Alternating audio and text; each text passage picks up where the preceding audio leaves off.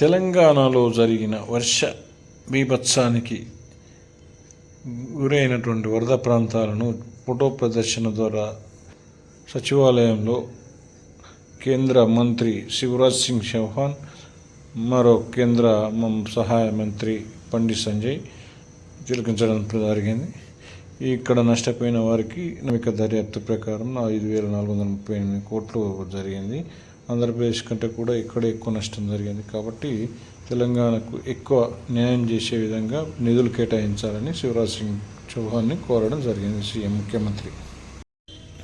ఈ వరద బీభత్సకు సంబంధించిన ఫోటో ప్రదర్శనను తెలంగాణ సెక్రటరియట్ అయినటువంటి బిఆర్ అంబేద్కర్ సచివాలయంలో ఈ యొక్క ఫోటో ప్రదర్శించడం జరిగింది. దీని ద్వారా జరిగినటువంటి నష్టాన్ని అంచనా వేసేందుకు ఫోటోలు ఎలా విధంగా డ్యామేజ్ అయిన విషయాన్ని కూడా సీఎం ఇతర మంత్రివర్గ సహచరులు వివరించడం జరిగింది.